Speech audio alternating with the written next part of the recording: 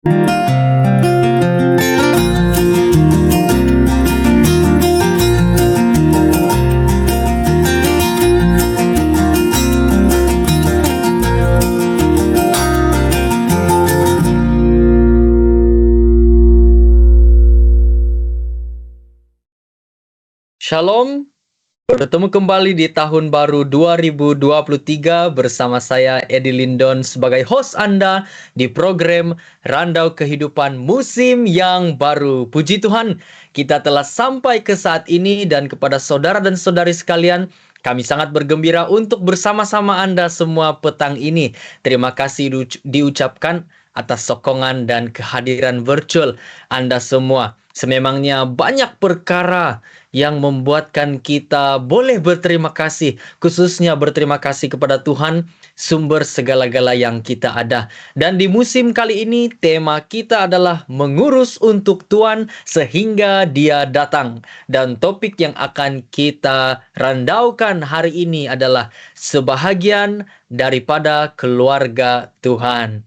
Baik, kepada saudara dan saudari sekalian, sekiranya Anda mempunyai sebarang komen maupun persoalan, Anda dialu-alukan untuk mengongsikan di ruangan komen Facebook Live. Dan Anda juga boleh terus berhubung dengan Hope Channel Asia Tenggara di WhatsApp dan Line di nomor tambah 66901888773. Sila kongsikan juga pautan live ini di laman Facebook pribadi Anda.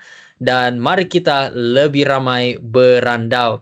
Saya melihat sini beberapa komen dari sahabat-sahabat kita, saudara dan saudari sekalian. Saya ingin mengambil sedikit waktu untuk membaca komen-komen yang telah diberikan. Pertama sekali dari Norzinona Bongol. Shalom, selamat petang. Shalom semua. Terima kasih untuk komen ini. Shalom juga, selamat petang. Terima kasih karena bersama-sama pada malam ini. Dan juga komen dari Diahyan Dian. Shalom, selamat malam. Selamat malam juga. Terima kasih karena bersama-sama dengan kita dalam episode kali ini. Baiklah, sesuai dengan topik kita hari ini, yaitu sebahagian daripada keluarga Tuhan, saya ingin membaca satu ayat yang terdapat di 1 Yohanes 3 ayat 1. Ayat ini berbunyi, lihatlah betapa besarnya kasih yang dikaruniakan Bapa kepada kita, sehingga kita disebut anak-anak Tuhan, dan memang kita adalah anak-anak Tuhan. Karena itu, dunia tidak mengenal kita, sebab dunia tidak mengenal Dia.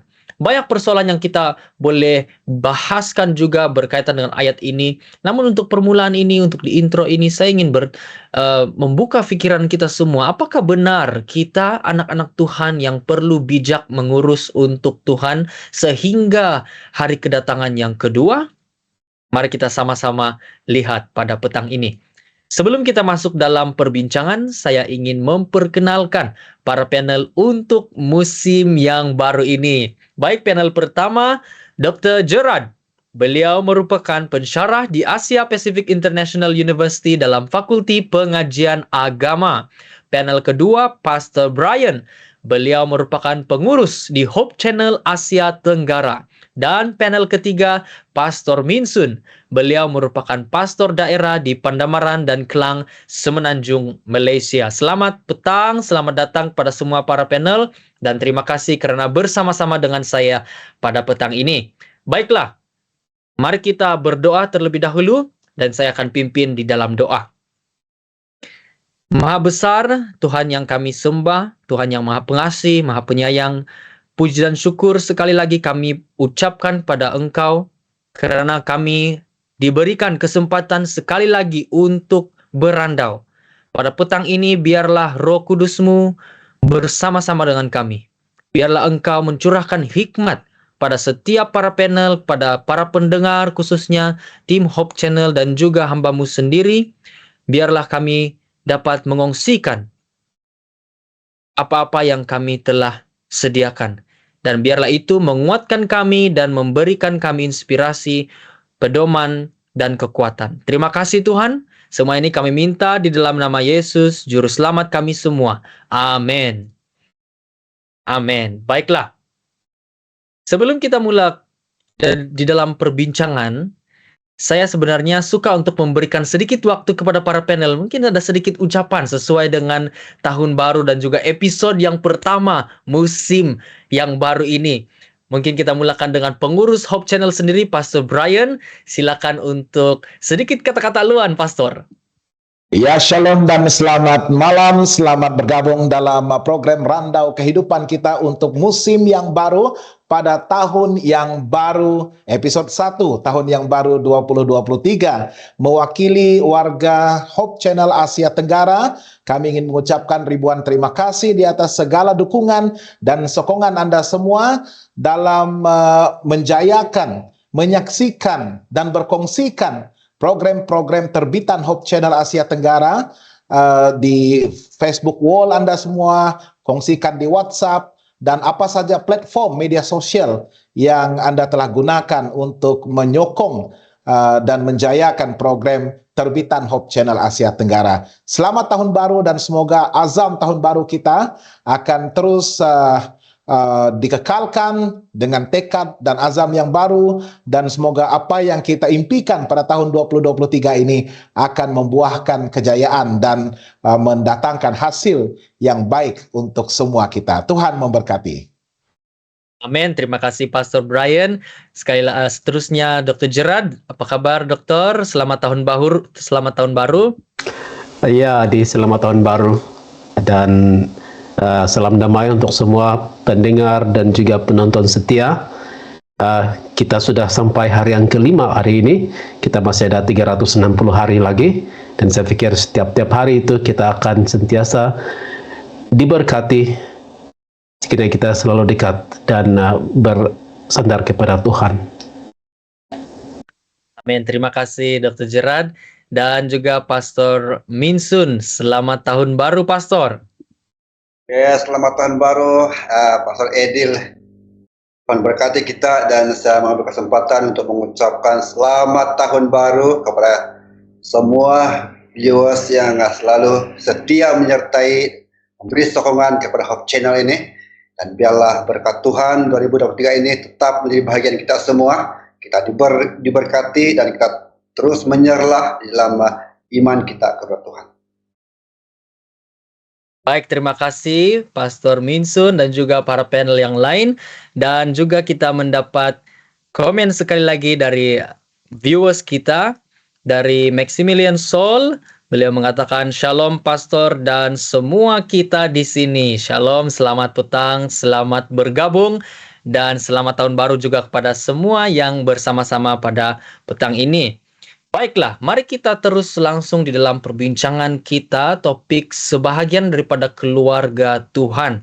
Nah, saudara dan saudari dan juga para panel sekalian, menjadi sebahagian daripada keluarga Tuhan, saya percaya ini membawa keistimewaan, tapi juga membawa tanggung jawab. Dan di episode kali ini, itu yang akan kita randaukan. Jadi sebagai kupasan pertama, pada setiap para panel, saya minta untuk nyatakan satu, saya percaya banyak keistimewaan, tapi kepada setiap para panel mungkin satu saja. Satu keistimewaan menjadi sebahagian daripada keluarga Tuhan. Mungkin kita mulakan dengan Pastor Brian. Ya, terima kasih Saudara Pendeta Adi. Satu soalan yang begitu spesifik. Apakah antara faedah dan manfaat? Saya lebih suka gunakan perkataan penghormatan, ya, privilege. Apabila kita yang berdosa ini, yang terpisah daripada kemuliaan Tuhan, yang sebenarnya tidak pun layak dipanggil sebahagian daripada keluarga Tuhan, tetapi martabat kita diangkat apabila Yesus telah menyerahkan dirinya untuk mati disalibkan, menebus kita dan mengangkat martabat kita sebagai anak-anak Tuhan, ya. Perkataan anak dan juga konotasi perhubungan bapa dan anak itu merupakan satu penghormatan yang begitu besar yang kita terima hasil daripada kasih karunia Tuhan. Sebagai seorang anak, bagi saya secara spesifik menjawab soalan Pendeta Adi tadi adalah kita mewarisi harta dan pusaka Bapa Surgawi kita, ya. Sebagai anak, biasanya apa yang kita look forward to ya adalah harta yang akan ditinggalkan oleh ibu bapa kita. It sounds greedy ya, agak tamak juga bunyinya, tetapi itulah privilege kita. Dan harta yang Tuhan tinggalkan untuk kita itu adalah hidup yang kekal dan juga sorga. Ya, kita sudah bicarakan tentang sorga pada kuarter yang lepas, dan itulah yang saya impi-impikan untuk mewarisi kerajaan sorga. Men, terima kasih Pastor Brian. Wah, sememangnya itu sesuatu yang kita semua impi-impikan. Saya juga secara pribadi. Tapi bagaimana dengan Pastor Minsun? Apa pendapat Pastor? Ya, satu soalan yang sangat istimewa sekali. Apa keistimewaan kita? Dan bagaimana saya dalam keluarga saya sendiri, saya mendapat bagian daripada sebahagian dari harta bapak saya. Dan saya percaya bila saya dalam keluarga Tuhan, saya mendapat harta Tuhan juga. Tapi bukan dalam bentuk uang ringgit, bukan dalam emas, tetapi dalam harta berbentuk keselamatan yang kekal. Jadi ini adalah salah satu yang saya mendapat bahagian yang istimewa sekali. Saya diberi panamah oleh Tuhan tentang warisan keselamatan ini. Terima kasih Pastor Minsun. Sememangnya ini menjadi sesuatu yang sangat menggembirakan pada kita. Bagaimana dengan Dr. Gerard? Ada tambahan dari dokter?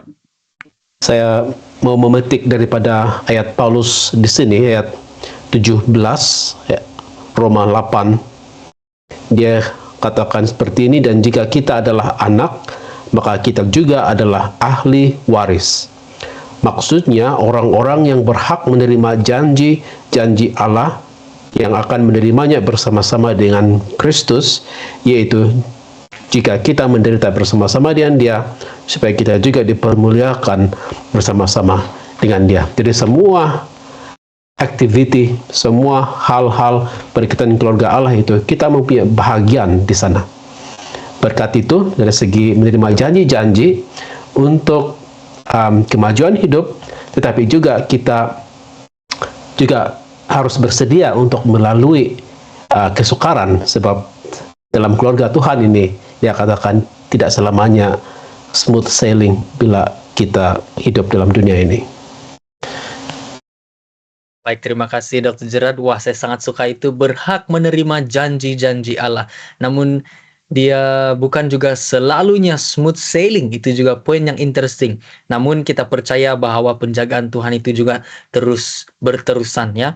Nah, kepada para panel sekali lagi, menyebut mengenai menjadi sebahagian daripada keluarga Tuhan. Adakah kita memang sebahagian daripada keluarga Tuhan sejurus selepas kita dilahirkan dari kandungan ibu?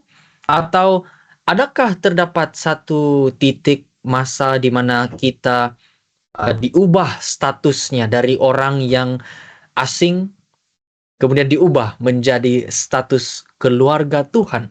Apa pendapat para panel sekalian? Silakan para panel.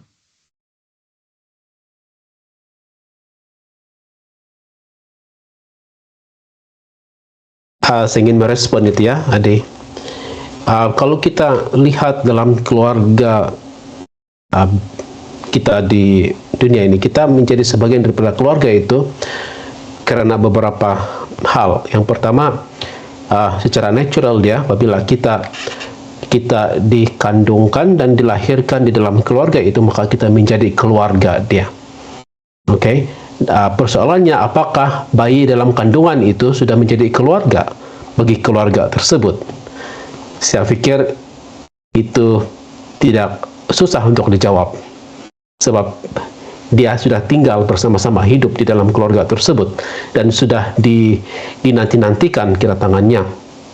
Apabila dia sudah dilahirkan, maka dia dilihat, wujud, disentuh dan sebagainya, maka dia menjadi sebagian daripada keluarga yang fisikal, boleh dilihat bersama-sama di sana.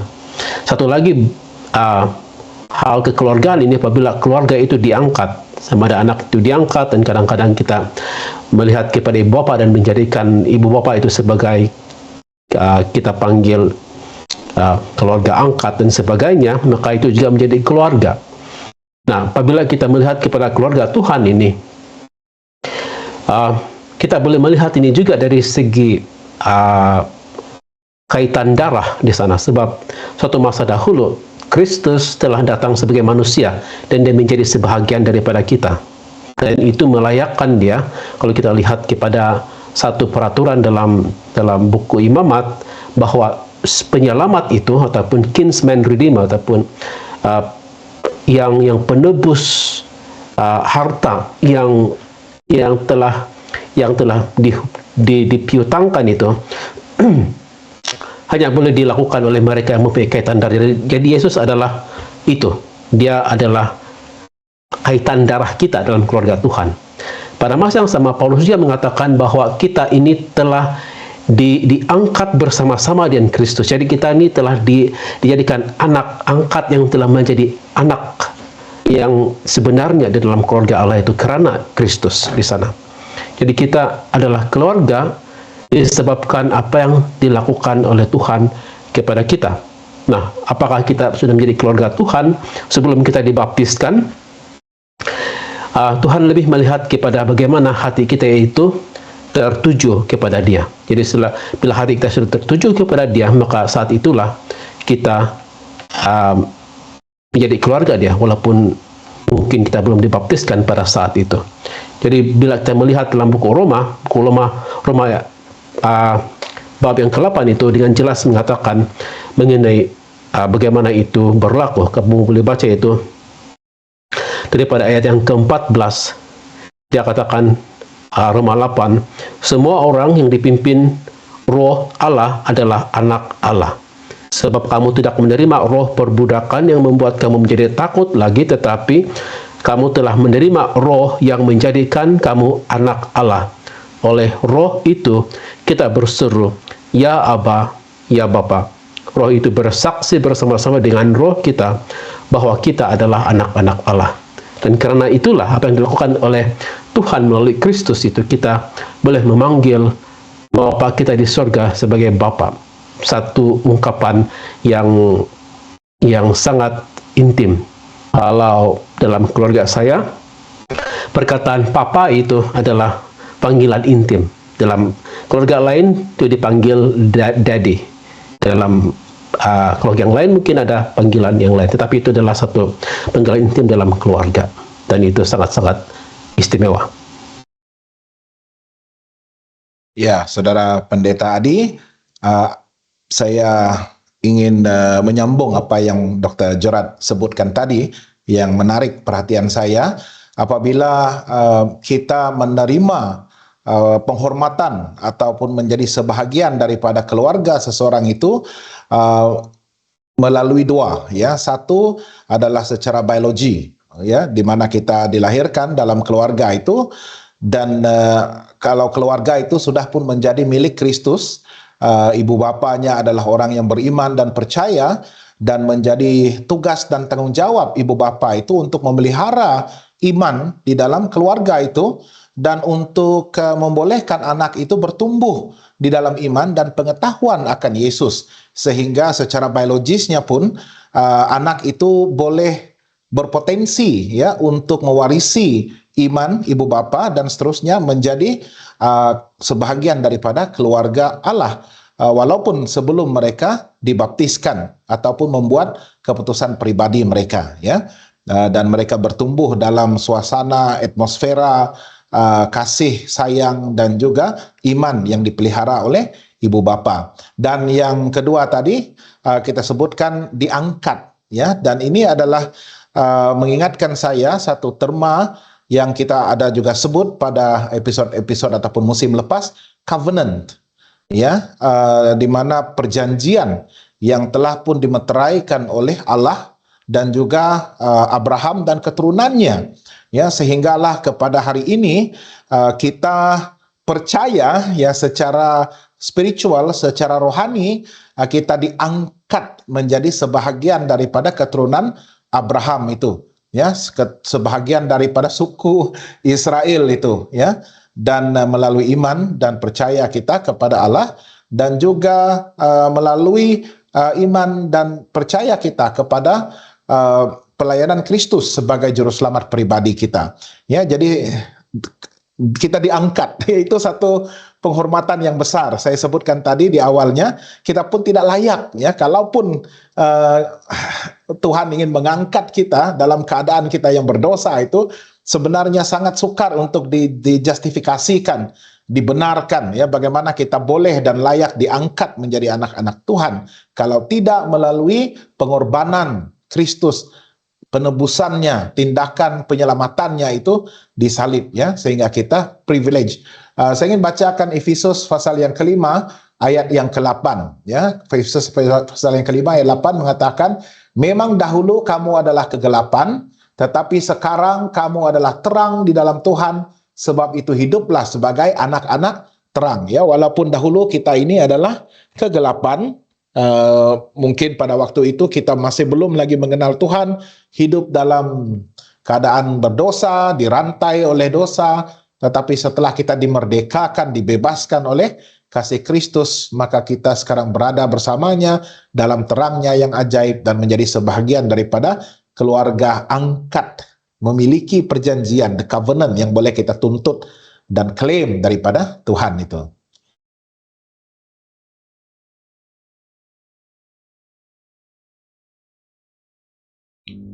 Iya, soal ini menarik, tapi sedikit membingungkan saya secara pribadi. Sebab semua manusia dicipta oleh tangan Tuhan, bermula di Taman Eden. Dan setiap manusia yang namanya manusia, makhluk manusia, artinya kita berada dalam garisan Adam dan Hawa. Dan Adam dan Hawa itu adalah keluarga Tuhan, ataupun datangnya daripada Tuhan. Dan saya berpikir jauh tadi sementara saya mendengar dokter dan pastor Brian untuk menjelaskan hal ini, saya berpikir bagaimana manusia ini yang bukan keluarga Tuhan. Dan saya berpikir hanya mereka yang bukan dicipta oleh Tuhan yang bukan keluarga Tuhan.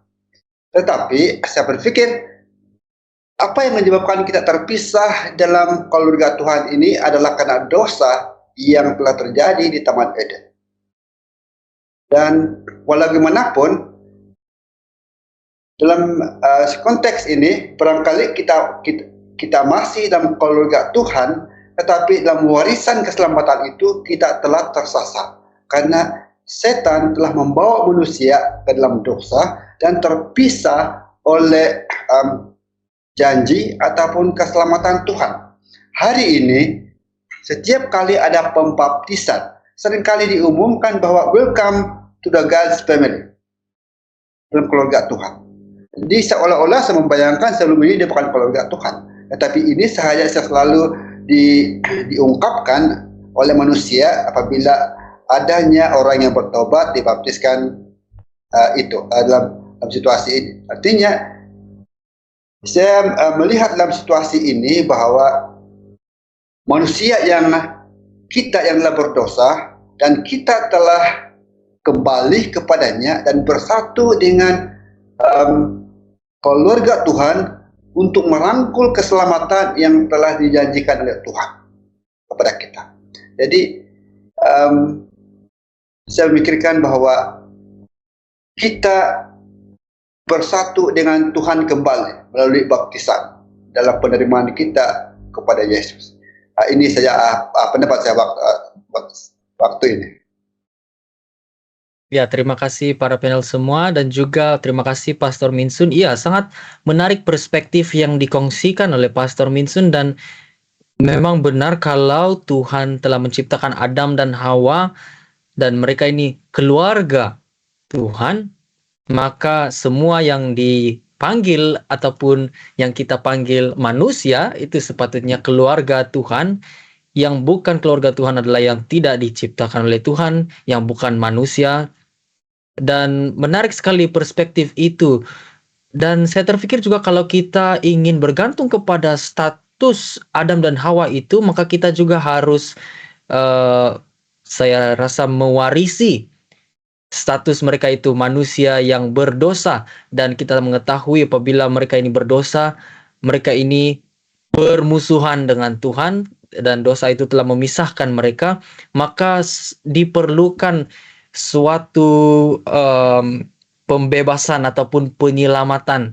Dan mana apabila manusia menerima pembebasan ataupun penyelamatan itu, dan kita tahu itu adalah Yesus Kristus, maka status itu dikaruniakan semula kepada si individu itu, dan mereka bergabung semula menjadi keluarga Tuhan. Dan kalau begitu case-nya, bermaksud status keluarga Tuhan itu memerlukan pilihan. Harus kita mengambil pilihan, choice, untuk menerimanya ataupun tidak. Mungkin ini boleh kita bahaskan lagi, ada tambahan dari para panel untuk bahagian ini? Iya, sedikit respon di sana. Itu sebabnya kalau kita lihat Alkitab, kita ada yang dipanggil kelahiran.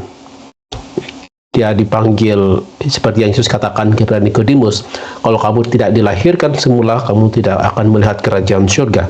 Dan hal milik kelahiran semula itu adalah sebahagian daripada proses untuk menjadi sebahagian daripada keluarga, di mana secara spiritual biology, oke, kita kegabungkan itu sebab dilahirkan semula itu di sana terlibat. Jadi sangat jelas sekali bahwa seperti yang kamu katakan tadi, pilihan itu terlibat, dan pilihan untuk menerima Tuhan itu sebagian daripada proses untuk dilahirkan semula. So kalau kita lihat di dalam satu skema besar cerita Alkitab ini mengenai keluarga Tuhan, kita dicipta, itu di sebagian daripada penciptaan manusia dan sebagian Taman Eden. Tetapi dalam skema besar itu kita juga ada yang kita panggil plot, yang kita panggil krisis dia di sana. Dalam plot kan ada selalunya ada krisis, dan krisis itu adalah kejatuhan manusia, dosa dibawa oleh iblis dan sebagainya. Dan dalam krisis itulah kita melihat panjang ceritanya itu, sehinggalah Tuhan mempunyai rancangan untuk yang kita panggil redemption, penyelamatan. So kita ada penciptaan, kejatuhan, penyelamatan, redemption. Tetapi itu hanyalah sebahagian daripada cerita itu, sebab plot itu harus ada twist dia. Redemption itu sebagian daripada twist awal dia. Restoration itu, pemulihan itulah yang kita panggil menjadikan kepenuhan ataupun bila keluarga Tuhan itu semuanya dalam satu reunion yang besar dan tidak lagi akan berpisah. Tapi dalam redemption itu, di sanalah kita membuat pilihan demi pilihan untuk dilahirkan semula. Proses kelahiran semula itu sebahagian daripada yang kita panggil penciptaan semula untuk menjadi keluarga Tuhan itu. Dan kita melihat dalam skema besar itu, kita sekarang ini sedang berada dalam konteks redemption di sana, dan itu memerlukan pilihan demi pilihan setiap hari. Terima kasih untuk respon tersebut, Dr. Gerard. Sangat membantu kita semua, dan semestinya sangat penting. Kita telah bahaskan juga di episode-episode lalu, di musim-musim yang lalu, pilihan untuk terus berpaut pada Tuhan, dan dialah juga kebangkitan dan hidup ini kita sudah katakan. Dan barang siapa yang percaya, pilihan yang diambil untuk percaya itu, maka mereka akan mewarisi harta syurga. Dan saya ingin mengambil kesempatan ini untuk membaca satu komen dari viewers kita, dari Madam Nelsie Harry. Beliau mengatakan, good evening and happy new year. Good evening juga, happy new year. Thank you so much for being with us in Randau Kehidupan in this episode. Dan juga kepada saudara dan saudari sekalian yang lain, terima kasih juga karena bersama-sama dalam episode kali ini. Baiklah, untuk bahagian tadi ada lagi tambahan? Oke, ya, Pastor Brian, saya silakan. sangat setuju apabila kita masih lagi perlu membuat keputusan dan pilihan. Tadi saya ada sebutkan bagaimana pentingnya peranan ibu bapa yang juga mewakili ibu bapa sorgawi, ya, the heavenly parenthood di dunia ini, untuk memastikan bahwa iman itu dipelihara, diwariskan kepada anak-anak mereka, ya, supaya mereka bertumbuh dan membesar dalam suasana penuh keimanan itu, dan pada akhirnya boleh dipimpin untuk membuat keputusan menerima Yesus sebagai Tuhan dan Juru Selamat pribadi, dan bertekad untuk masih lagi menjadi sebahagian daripada keluarga Allah itu. Ya, dan apabila kita sebutkan tentang baptisan yang merupakan satu simbol kelahiran baru, ya, kelahiran itu juga sebenarnya konsep untuk menjadi sebahagian daripada keluarga, ya, karena harus seseorang itu dilahirkan, dia tidak datang sebegitu sahaja, ya, tetapi dia dilahirkan melalui proses kekeluargaan, melalui proses keibubapaan, ya, dan dalam kerohanian itu apabila seseorang dilahirkan baru, dia diterima menjadi sebahagian daripada keluarga besar gereja. Ya, kita sebutkan tentang keluarga induk ataupun keluarga asas yang terdiri daripada ibu bapa dan anak-anak, tetapi kita juga merupakan sebahagian daripada keluarga besar gereja. Tadi Pastor Minsun sebutkan, sama ada sebelum itu kita, sebelum dibaptiskan, adakah kita tidak menjadi sebahagian daripada keluarga Tuhan? Iya dan juga tidak, ya, karena kita memilih untuk dibaptiskan, dan pada waktu itu kita diterima menjadi sebahagian daripada anggota keluarga gereja yang lebih luas, yang lebih besar. Tetapi kita masih membawa, ya, sebahagian daripada keluarga asas, keluarga induk kita dari rumah itu ke gereja.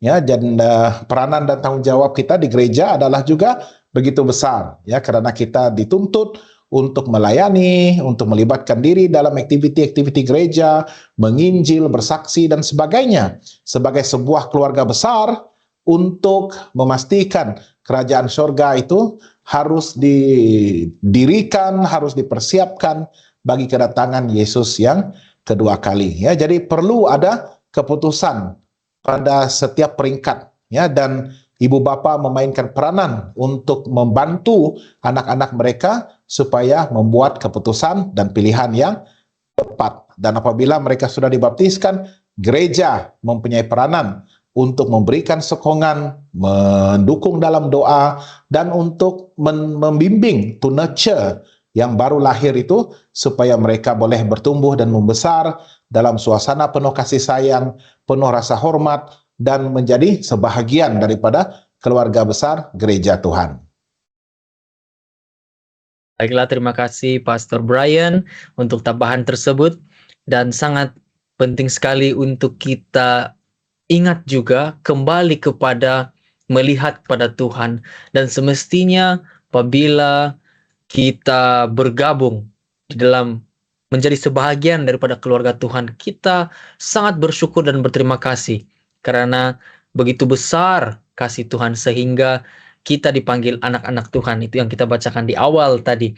Dan saya pada saat ini ingin membawa kita beralih kepada sudut yang sedikit berbeza, namun masih lagi berkaitan. Dan disebut sebentar tadi, Bapa Tuhan itu adalah Bapa kita, dan kita boleh memanggil Dia, dan itu adalah panggilan intim. Nah, selain Dia menjadi Bapa, ya, kalau kita kembali kepada ayat yang pertama dalam Alkitab, Alkitab memberikan kita informasi ini bahwa Tuhan adalah pencipta. Tuhan adalah pencipta. Dan pencipta ini berbeda dengan para pencipta manusia, sebab manusia mencipta dari sesuatu yang memang sedia ada sudah, tetapi Tuhan mencipta dari sesuatu yang tidak ada. Ya, jadi itu tahapnya berbeda. Namun yang jelas adalah Tuhan itu pencipta. Bermaksud Tuhanlah empunya semuanya yang ada, karena Dialah yang telah menciptakan segala sesuatu. Kalau bukan sebab Tuhan, tiada apa-apa yang kita miliki hari ini. Bahkan tidak pun kita akan wujud pada saat ini. Oleh itu, saya menyadari dan saya melihat sangatlah penting dan relevan untuk kita menjalani kehidupan yang sentiasa bersyukur kepada Tuhan. Walau apapun yang kita lalui dalam kehidupan kita, walau apapun situasi yang kita alami, kita sentiasa bersyukur. Nah, pada pandangan para panel, apakah yang boleh dilakukan untuk menerapkan sikap sentiasa ingat bersyukur kepada Tuhan dalam konteks menjadi sebahagian keluarga Tuhan ini? Apakah yang boleh dilakukan untuk menerapkan sikap sentiasa bersyukur kepada Tuhan? Silakan para panel.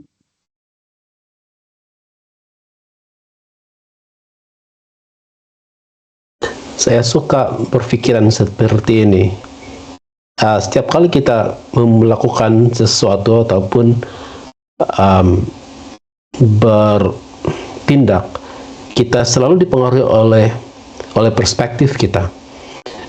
Dalam satu situasi itu, bila perspektif kita itu tidak lengkap, kita boleh marah ataupun kita boleh mempunyai perspektif yang bias, ya. And so, bila kita lihat kepada hal ini, perspektif yang tidak bersyukur itu mungkin perspektif yang mengatakan bahwa apa yang saya punyai itu adalah saya punya. Tapi kalau kita tukar itu, mengatakan bahwa apa yang saya ada itu adalah apa yang dipercayakan oleh Tuhan kepada saya. Saya pernah mendengar satu ketika dahulu orang mengatakan, oh kereta, oh kau bukan saya punya.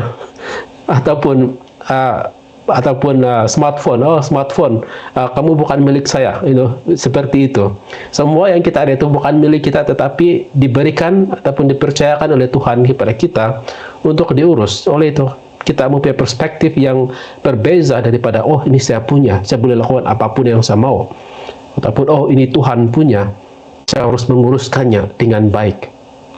Dengan itu, dengan apa yang kita ada, itu adalah privilege, seperti yang disebut oleh Pastor Brian sebentar tadi, ataupun hadiah ataupun gift untuk kita gunakan kehidupan harian kita jadi berkat bagi hidup kita sendiri, keluarga kita, dan orang lain juga. Jadi saya pikir saya suka melihat kepada perspektif sedemikian. Kita tukar perspektif kita di sana. Terima kasih Dr. Gerard, kita ubah perspektif kita. Wah, itu sesuatu yang sangat penting, dan saya percaya perspektif kita, tanggapan kita itu sentiasa membentuk cara kita berpikir dan juga reaction kita terhadap sesuatu perkara, dan sangat penting untuk kita ubah perspektif kita seperti yang dikatakan tadi. Terima kasih Dr. Gerard. Ada tambahan dari Pastor Brian dan juga Pastor Minsun?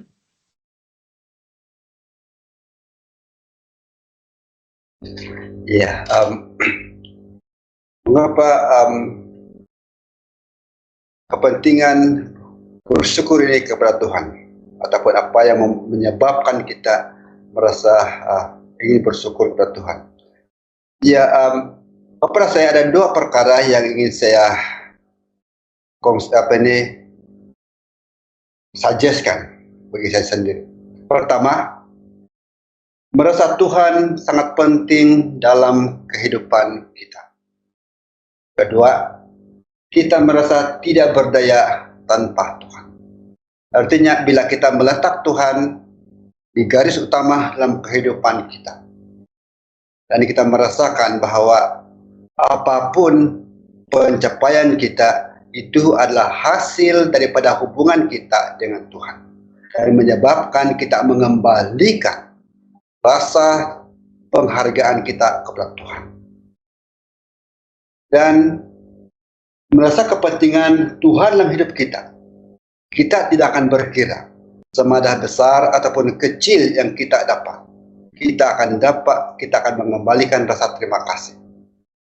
Dan sekiranya dalam kehidupan kita menerapkan kepentingan Tuhan dalam hidup kita, ini mengurangkan rasa tidak puas hati kita kepada Tuhan, yang menyebabkan kita tidak ada perasaan ingin bersyukur, karena kita merasakan bahwa segala yang saya punya adalah hasil usaha saya.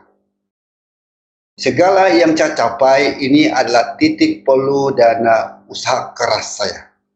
Apabila kita meletakkan pikiran ini dalam tempat yang tinggi dalam hidup kita, kita akan meletakkan Tuhan yang terendah dalam kehidupan kita. Jadi bila kita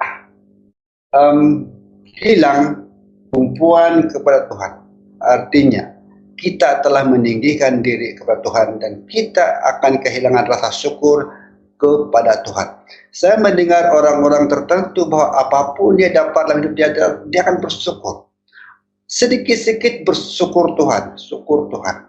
Jadi ini memberikan inspirasi kepada saya bahwa orang yang ingin bersyukur kepada Tuhan ini, nilai hati dia begitu tinggi di hadapan Tuhan. Dan saya beranggapan bahwa dia mempunyai hubungan yang baik dengan Tuhan, bahkan dia mempunyai hubungan yang baik dengan manusia sekalipun. Karena saya melihat bahwa dia ada satu nilai yang mahal dalam diri dia. Baiklah, terima kasih Pastor Minsun, Dr. Gerard untuk tambahan sebentar tadi. Ada tambahan dari Pastor Brian? Ya, saya rasa kita perlu tanamkan dalam minda dan hati kita bahwa kita tidak layak. Ya, kita harus sadar bahwa kita sangat tidak layak untuk diangkat menjadi sebahagian daripada keluarga Allah. Dan walaupun pada ketika kita diangkat menjadi sebahagian daripada keluarga Allah pada masa kini, kita masih lagi ada kecenderungan untuk menuruti keinginan dan kehendak daging kita, hawa nafsu kita, kecenderungan untuk terus melakukan dosa. Ya, tetapi itulah yang menyebabkan saya merasa begitu terhutang budi ya kepada Tuhan di atas pengorbanan dan jasanya itu dan tindakan penyelamatannya itu untuk mengangkat saya, memindahkan saya daripada kegelapan kepada terang ya. Jadi dengan rasa terhutang budi, rasa sadar diri ya, saya rasa itu dia, sadar dirilah ya bahwa kita memang tidak layak, tetapi karena kasih karunia itu, kasih Allah yang begitu besar itu, sehingga mengangkat kita menjadi sebahagian daripada keluarganya, menjadi anak-anaknya yang diangkat mewarisi kerajaan sorga dan warisan dan pusakanya. Ya, itu secara praktikal ya yang saya ingatkan diri saya setiap hari, maka saya akan terus dapat memupuk sikap untuk sentiasa bersyukur ya, dan memuji Tuhan di atas perbuatan ajaib yang sangat gracious, yang sangat didorong atas dasar kasih yang luar biasa itu ya. Jadi bagi saya kita harus sentiasa ingatkan diri kita, saya tidak layak, saya sadar diri, dan saya harus bersyukur setiap masa karena Tuhan mengangkat saya menjadi sebahagian daripada keluarganya.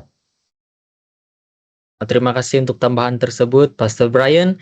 Kita harus sentiasa sadar diri bahwa kalau kita melihat sebenarnya hati kita, kehidupan kita, diri kita ini tidak layak, tetapi menjadi sebahagian daripada keluarga Tuhan itu suatu yang dikaruniakan kepada kita, dan berkat-berkat yang diberikan, harta maupun uang dan sebagainya yang diberikan pada kita, harus kita mengurus itu dengan baik juga, sebab kita mengingati bahwa Tuhan yang mengaruniakan kepada kita itu keselamatan dan sebagainya. Dia juga pencipta, memiliki semua yang ada, dan harus kita melakukan itu dengan baik, dan kita sentiasa ingat untuk bersyukur juga pada Tuhan. Nah, sebagai sebahagian daripada keluarga Tuhan juga, saya melihat antara perkara yang harus kita lakukan ataupun saya boleh katakan tanggung jawab lah ya. Antara tanggung jawab kita adalah seperti yang dikatakan di dalam Ulangan 5 ayat 6 dan juga Matius 22 ayat 37, di mana harus mengasihi Tuhan dengan segenap hati, jiwa, dan akal. Jadi kepada para panel, bagaimana sebenarnya kita dapat lakukan hal ini? Sebagai contoh, bagi seorang murid ataupun bagi seorang pelajar, tanggung jawab pertama mereka adalah untuk belajar. Bagaimana mereka lakukan ini? Jawabannya adalah dengan menghadiri kelas, mereka menyiapkan kerja sekolah, kerja rumah, mereka bertanya soalan kepada guru, mereka menghadiri ujian dan sebagainya. Oleh itu, sekali lagi kepada para panel, dalam kehidupan kita sebagai sebahagian daripada keluarga Tuhan, bagaimana kita mengasihi Tuhan dengan segenap hati, jiwa, dan akal? Oke, silakan para panel. Saya percaya ia bermula daripada perhubungan, ya, yang intim, yang erat dan rapat dengan Tuhan. Kerana melalui perhubungan yang sedemikianlah, maka kita boleh memahami rencana dan tujuan Tuhan, dan kita boleh bertumbuh setiap masa di dalam pengetahuan akan Dia, dan untuk memperkukuhkan lagi ikatan kasih di antara kita dan Sang Juru Selamat itu. Ya, so sangat penting untuk kita memulakan perhubungan yang baru, perhubungan yang erat dan intim dengan Tuhan pada setiap masa. Ya, perbaharui komitmen dan dedikasi kita untuk bertekad menjadi anak Tuhan dan bertumbuh dalam kasih Yesus dan juga bertumbuh dalam kebenaran dan pengetahuan akan Dia. Ya, dan yang kedua, apabila kita menjalinkan perhubungan pribadi dengan Tuhan itu, maka kita haruslah boleh mendisiplinkan diri kita, ya, dan dalam pertumbuhan rohani kita ada tuntutan rohani, spiritual disciplines yang harus kita lakukan, laksanakan untuk membolehkan kita terus berada di dalam ikatan kasih dan juga perhubungan yang erat itu, termasuklah melalui doa kita dan juga pendalaman Alkitab dan juga kegiatan penginjilan kita, dan sentiasa boleh untuk mengasihi satu sama lain. Dan mengasihi bermaksud kita melakukan segala sesuatu untuk memastikan orang-orang yang kita kasihi itu akan diselamatkan, dan menggunakan setiap peluang yang ada untuk bersaksi, untuk mendorong mereka dengan tujuan untuk menyelamatkan mereka pada waktu kedatangan Yesus yang kedua kali nanti. Jadi ini adalah antara tuntutan-tuntutan rohani kita yang boleh membantu kita untuk bertumbuh dan juga untuk mengekalkan kita dalam satu keadaan fokus di mana kita mengasihi Tuhan dengan sepenuh hati, jiwa, kekuatan kita, ya. Jadi itu adalah antara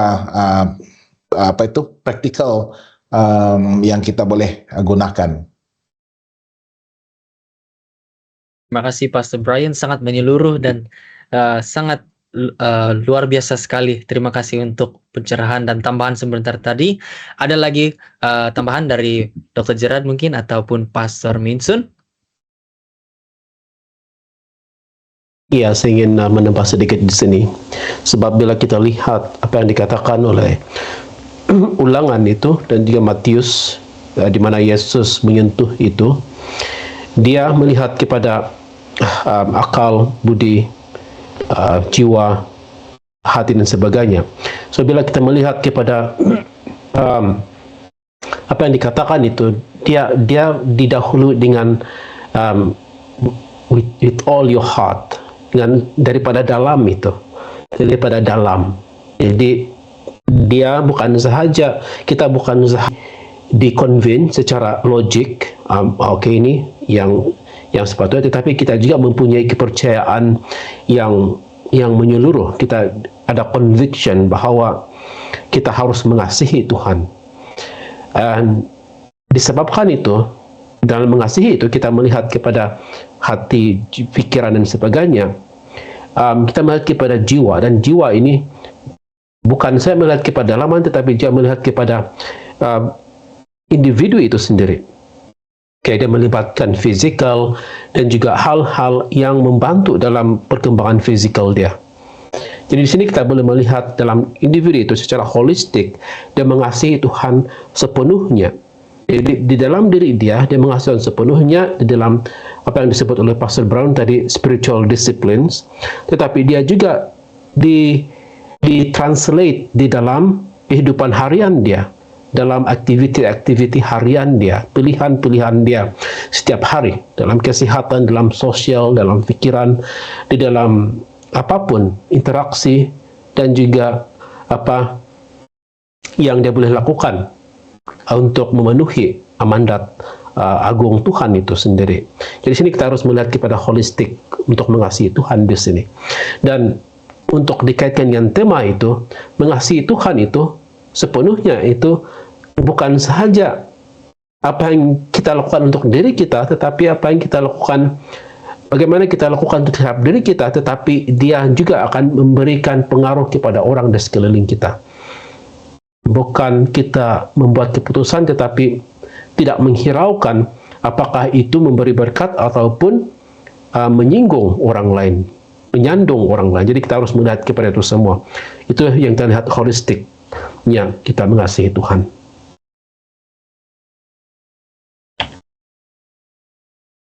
Ya, bila kita diperintah untuk mengasihi Tuhan dengan seluruh hati, jiwa, raga, artinya seluruh rasa kemanusiaan kita bersatu untuk menjurus ke arah yang mendominasikan perasaan, rasa untuk mengasihi Tuhan itu. Dan kita lihat tadi ada sepertinya ada dua bagian ini kita tunjukkan bentuk mengasihi Tuhan, yaitu bagaimana kita tunjukkan dalam mengasihi Tuhan itu bila kita mengasihi orang lain. Artinya kita memperdulikan orang lain, kita memperdulikan bukan saja perasaan dia, tetapi kita memperdulikan keperluan dia. Artinya kita akan mengesah, ambil berat tentang keperluan dalam kehidupan dia, barangkali. Dan kita mengelak daripada menyinggungkan perasaan seseorang itu. Dan hal yang kedua pula adalah kita lihat apabila kita mau melakukan sesuatu yang diperintahkan oleh Tuhan. Salah satu contohnya adalah bila kita mengembalikan persepuluhan itu kepada Tuhan. Dia juga adalah bentuk bagaimana kita mengasihi Tuhan, karena dalam bentuk penurutan. Bila kita mengasihi seorang, tapi kita ingkar dengan perintahnya, berarti bahwa kasih kita itu tidak begitu baik ataupun tidak sempurna. Karena kita mengakui mengasihi orang itu, tetapi kita mengkhianati, kita mencuranginya, artinya kita telah berbohong kepada diri sendiri. Dan kita tidak sebenarnya mengasihi. Dan sebagaimana kita juga kepada Tuhan. Bila kita mengasihi Tuhan, berarti kita ada bahagian untuk kita lakukan. Artinya kita memberi sesuatu kepada Tuhan dan kita menurut hukum Tuhan sebagai tanda kita untuk mengasihi Tuhan tersebut. Dan dalam hal-hal yang lain juga banyak lagi perkara-perkara yang kita diberi perhatian supaya kita dapat merealisasikan ataupun membawa diri kita kepada perasaan mengasihi Tuhan dengan sepenuh hati kita. Ya, terima kasih para panel sekalian. Dan saya sangat suka dengan yang poin yang dikongsikan oleh Pastor Minsun juga sebentar tadi. Kita menuruti hukum Tuhan, menunjukkan yang kita mengasihi dia. Bukan untuk diselamatkan, tetapi sebab kita telah diselamatkan. Dan kita bersyukur. Dan Yesus sendiri mengatakan, jikalau engkau mengasihi aku, turuti hukum saya. Nah, terima kasih kepada para panel sekalian. Sekali lagi, saya melihat bahwa ini sangat dia berbalik juga kepada pilihan yang kita pilihan kita secara pribadi. Jadi kepada semua saudara dan saudari sekalian, ambillah pilihan untuk mendekati Yesus Kristus, untuk terus berjalan dengan Tuhan di tahun yang baru ini ya. Jadi kita mendapat satu komen lagi di sini dan saya kira ini yang akan menjadi persoalan kita, persoalan rangkuman bagi kita semua dalam episode kali ini dari saudara Midin Lakuman Idin. Selamat malam kita semua, selamat malam. Terima kasih untuk komen ini dan persoalan dari beliau. Apakah definisi ataupun maksud mengumpul harta di syurga? Mengumpul harta di syurga. Apakah definisi ataupun maksud mengumpul harta di syurga? Kalau kita katakan kita kumpul uang di bank, bermaksud kita pergi ke bank dan kita masukkan uang di sana. Tapi bagaimana kita ingin mengumpul harta di surga? Adakah itu kita invest, masukkan uang di surga? Bagaimana caranya untuk pergi ke surga? Ini kita semua mungkin boleh bahaskan ataupun jelaskan. Silakan, Pastor Brian. Ya, saya tertarik dengan soalan yang kita boleh simpulkan untuk randau kita pada malam ini. Yesus juga mengatakan, di mana hartamu berada, di situ juga hatimu berada. Ya, dan mengumpulkan harta di surga itu merupakan satu simbolik kepada bagaimana kita invest, kita melabur segala usaha, daya, talenta kita, dan apapun yang kita miliki dan apapun yang dipercayakan oleh Tuhan kepada kita itu melaburkannya ya di dalam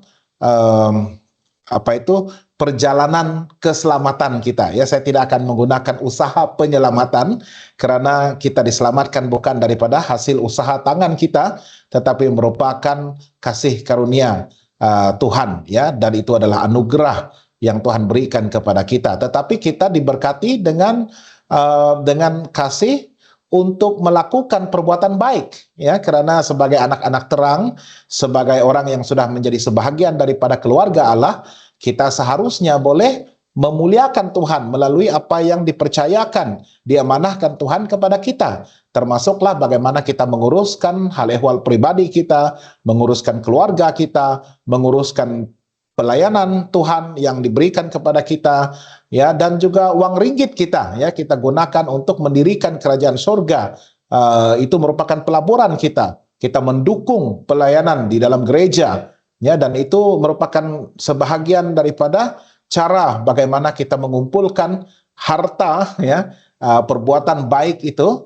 Dan kita tahu pada akhirnya apabila Yesus datang kedua kali nanti, dia juga akan membawa kita sebutkan sebagai upah ataupun reward ya, tetapi sebenarnya itu adalah balasan kepada segala perbuatan baik kita ya, bukan bermakna kita mengumpulkan pahala ya, tetapi itu adalah secara semula jadi sebagai orang yang telah diselamatkan oleh karena dorongan di atas rasa penuh bersyukur, maka kita bertindak ya, kita melakukan sesuatu yang membolehkan kita memenangi lebih ramai jiwa, boleh memuliakan Tuhan, mendirikan kerajaan Tuhan, dan akhirnya nanti perbuatan baik kita itu akan dibalas dengan upah yang besar, hidup kekal bersama dengan Tuhan, dan menjadi sebahagian daripada keluarga besar surgawi buat selama-lamanya.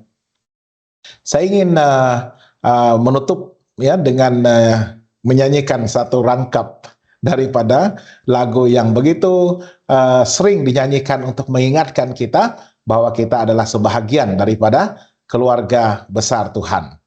Dalam bahasa Indonesia sudah diterjemahkan. Ku senang berada dalam keluarga Allah. Ku telah disucikan oleh darahnya.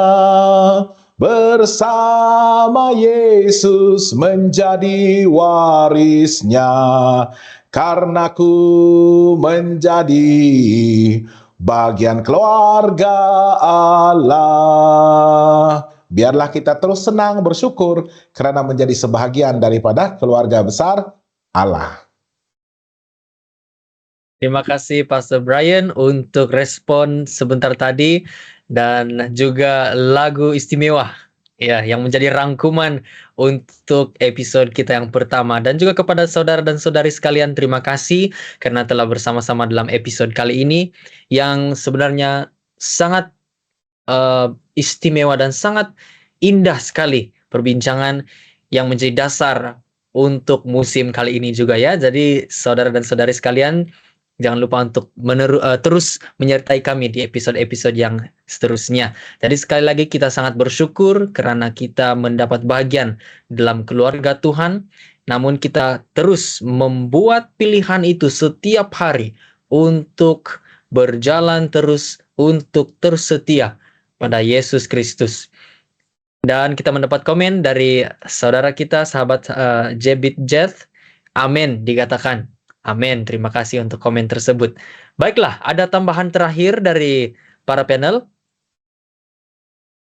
Oke, rasanya tidak ada sudah ya. Jadi terima kasih untuk semua yang sudah terlibat.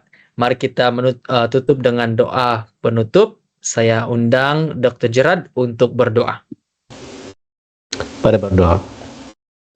Bapa di surga, terima kasih Tuhan sebab Engkau telah memberikan kami peluang, telah menyelamatkan kami sehingga kami boleh menjadi sebahagian daripada keluarga Tuhan dan boleh memanggil Engkau Bapa kami.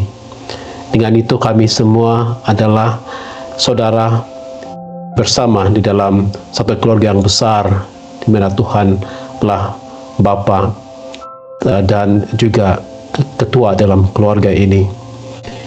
Namun Tuhan juga memberikan kami keistimewaan dan juga tanggung jawab sebagai anggota keluarga ini. Oleh itu, ya Tuhan, biarlah Engkau memberikan kami kebijaksanaan dan juga kekuatan dan tenaga untuk melakukan bahagian yang Engkau telah berikan kepada setiap seorang kami secara pribadi. Biarlah mereka yang mendengar perbincangan dan juga diskusi pada petang ini akan diberkati melimpah-limpah. Biarlah mereka merasakan bahwa mereka sebagian daripada keluarga Tuhan dan tidak akan ada yang boleh memisahkan kasih Bapa itu daripada mereka dan daripada kami semua. Terima kasih sebab Engkau akan terus menjaga kami sehingga kami bertemu lagi dalam episode yang akan datang. Dalam nama Yesus kami berdoa. Amin. Amin. Terima kasih Dr. Gerard untuk doa tersebut, dan juga sekali lagi dari viewer kita Midin Lakuman Idin. Amin. Konsiko pencerahannya. Terima kasih pencerahannya. Terima kasih juga untuk soalan tersebut. Baiklah saudara dan saudari sekalian, sekali lagi kita akan menangguhkan episode kita kali ini di sini, dan sampai jumpa lagi di Randau Kehidupan episode yang baru minggu hadapan, hari Kamis pukul 8 malam masa Malaysia di Facebook Hope Channel Asia Tenggara. Saudara dan saudari sekalian, selamat malam. Sampai jumpa lagi. Tuhan memberkati.